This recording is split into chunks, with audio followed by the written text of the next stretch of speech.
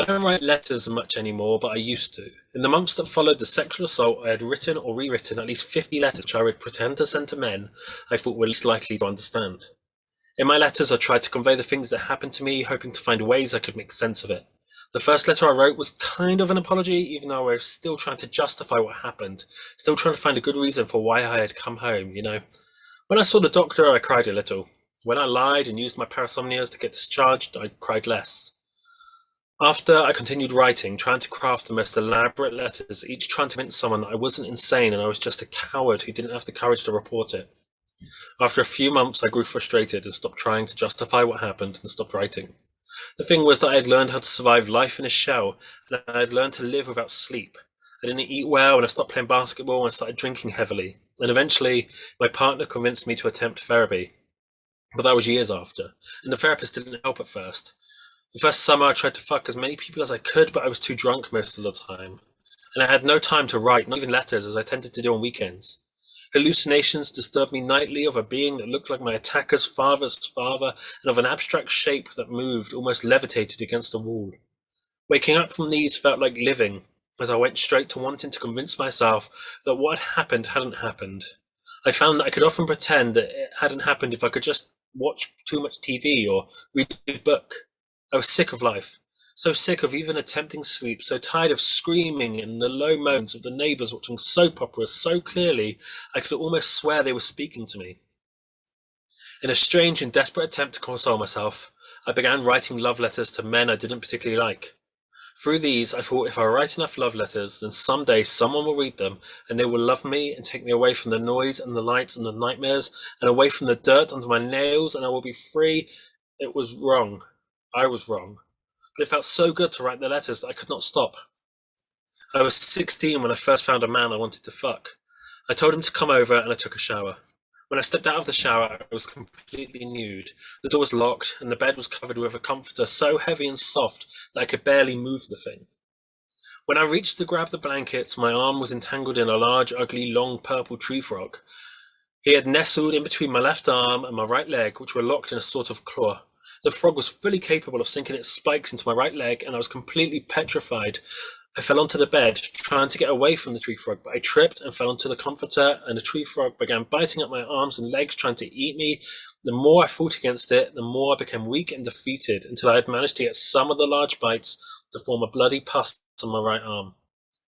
The frog was trying to eat me. I could not lose. I called to the door and I threw the door open, yelling at the man, telling him that I had been bitten by a monster.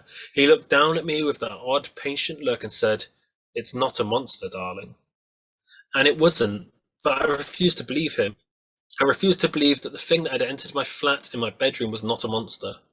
In my mind, I could see the dirt under my fingernails, could see the scars on my inner thigh, could see the deep cuts across my chest, and I believed that they could belong to something ugly and unnatural. As it began to gain momentum, I could feel its body becoming stronger, harder, more aggressive. I tried to hold on to my rational thought, but I was losing, and the monster was stronger. I looked older, and I looked older and older. I was not a child. When I was not a teenager, I had been with four people in my life, two men and two women. But I guess if you include a lack of consent, I've been with five people in my life, three men and two women. I had hallucinations again of a being that looked nothing like him, and of an abstract shape that moved, almost levitated against the wall. In the last years, the only time I've written letters has been when I was particularly manic. After my diagnosis with borderline personality disorder, I wondered if you pushed the illness into me. Was BPD sexually transmitted? I wanted to write letters about rape. I wanted to write letters about mental illness. I wanted to write letters about how toxic masculinity is killing us all. I wanted to write about killing him again and again and again until I was burned out on the pain and confusion and pain and misery and pain and fury that my youth had left me with, and I had no words left. I would try to make these letters beautiful, to illustrate a sunny side of the darkness that was overwhelming me. I thought if I could do that, I might gain some small relief from it, at least in my mind. The difficulty with this approach is that really, I was trying to convince myself that I was okay.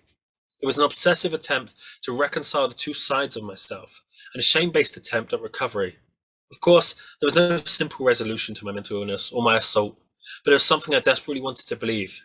I wanted to say I had won, but I gave up calling myself a survivor or a victim. I gave up calling myself on the phone. That was a struggle, a hard battle, an intellectual fight with and between myself and an idea that had taken over my mind and no longer allowed for an honest representation of my trauma. Years had passed and my pain had moved. I felt like a shadow of my former self, diminished in size, in consciousness, and in my world. The monster had slowly started to reassert itself, and I would try and force my mouth to say I was okay, but it refused to let me. It demanded that I accept that I was broken, that I was not the same guy who had listened to Shrimp give a round of applause for a career. It demanded that I be a stranger to myself, and when I had been on that path for so long, the monster had ceased needing a place to rest. I gave up on myself. If I could not hold myself together, I felt my body shutting down. I went into what I call my minimal autonomy mode, where I'd be awake and alert and aware, but I would almost completely disengage from the world. I would have thought that this was why I was still alive, but the truth was that I was alive because I did not care enough to kill myself. I did not care about myself or my life or the people I loved or my family. I did not care what people thought. I did not care what people said. I could see nothing, hear nothing, and see no one. I would walk around and I would have the sensation that my entire body was turning into a void. But if you blinked, you would miss me. I did not care about myself. I did not care about my family or my friends or my students or my cats, and I was profoundly lonely, horribly lonely. My parents would tell me that they cared, and my brother told me that they cared, but it was a joke that you tell because it makes you feel better. I could hear them and see them, and their words seemed to do nothing to stop the sunless reality that filled my head. I did not know how to care. I did not know how to connect. I was empty and alone. I did not know how to make myself feel better. In my mind, the assault that I had suffered was now my identity. It was who I was. I felt worthless, broken, used. My physical self did not matter, and I did not care about my body. I could not feel safe anywhere, but I felt particularly unsafe in the space between my flat and my car. I would run a short distance from my flat, from the front of the flat into the car door. If I heard a car coming, I would run back to my flat. As the car drove away, I would stare at the spot where it had been. I wanted to feel safe, but I didn't know how. When I drove home, I always drove home with my windows down, music on, full blast, even in torrential rain or hail. I would stop driving and pull into dead ends, and I would just sit in the car, inside a car, while it was raining outside, rocking back and forth. I did not have friends or family who understood this. They never had, because I had not let them. I didn't want anyone to understand. I didn't want anyone to care about me. I didn't want anyone to give a shit if I could tell my attacker about what happened afterward, about this aftermath. Would that make it better? Would he think twice? Would I be fixed? Would I not be a piece of shit?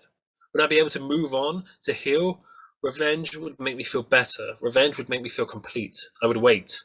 When I was at my lowest point, I was raptured in my seldom sleep as I wondered if my soul was going to slip out of my mouth. When I swallowed my final breath, I imagined telling him all about it, hoping that it would bring me comfort, like he might have been able to feel me and care and I wouldn't be alone anymore. I guess the rapture was too early, because I fell right back down, my body like a door, being slammed in the face, crashed to the ground.